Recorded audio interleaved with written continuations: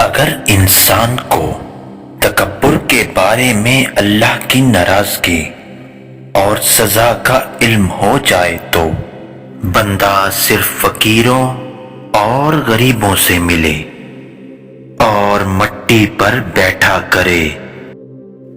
کامیابی کوئی حادثہ نہیں ہوتی، کامیابی محنت، مستقل مزاجی، پڑھنے سیکھنے، قربانی اور سب سے بڑھ کر جو کام آپ کر رہے ہیں اس سے پیار کرنے کا نام ہے۔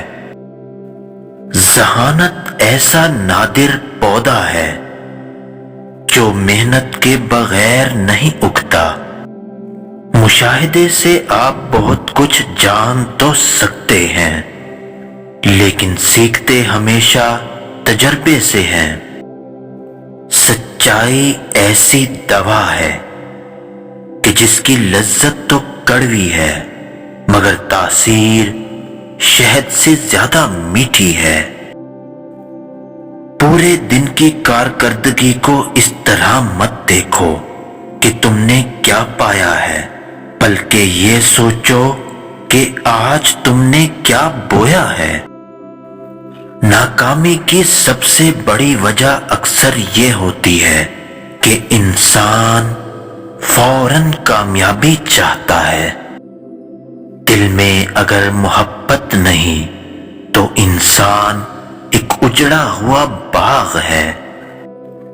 اگر کوئی یہ کوشش کرتا ہے کہ سب اس کو اچھا سمجھیں تو وہ بے وقوفوں کا سردار ہے۔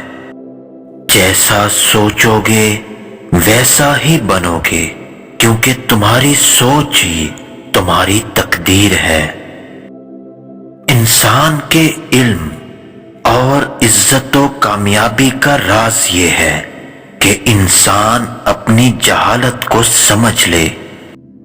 اگر تم سچ میں کچھ کرنا چاہتے ہو تو تم ضرور راستہ تلاش کر لو گے۔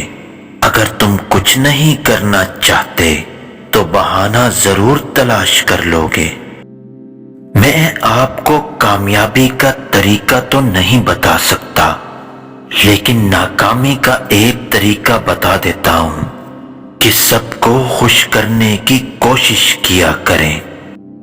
قائد اعظم رحمت اللہ علیہ فرماتے ہیں، ناکامی وہ لفظ ہے جسے میں نہیں جانتا۔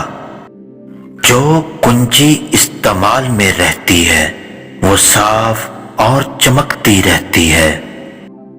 کامیابی کا پھل ملتا تو سب کو ہے لیکن اسے کھاتا وہ ہے جو محنت کرتا ہے۔ صرف نیک مت بنو بلکہ دوسروں کے ساتھ نیکی بھی کرو۔ جب تم اپنے حکم کی خود تعمیل کرو گے تو تمام فکروں سے آزاد ہو جاؤ گے۔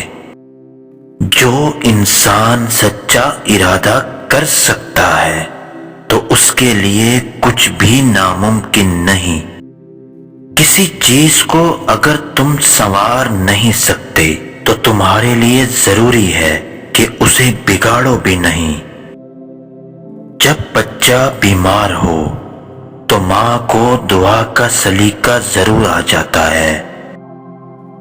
غیر ضروری بحث آپ کو اپنے قریبی دوست سے دور کر سکتی ہے۔ 9 بار گرنا اور 10ویں بار کھڑے ہو جانا یہی کامیابی ہے۔ اگر تم کسی چیز کا خواب دیکھ سکتے ہو تو تم اسے حاصل بھی کر سکتے ہو۔ ہمیشہ اپنے دل کی مانو کیونکہ وہ جانتا ہے کہ تمہیں اصل میں کیا کرنا ہے۔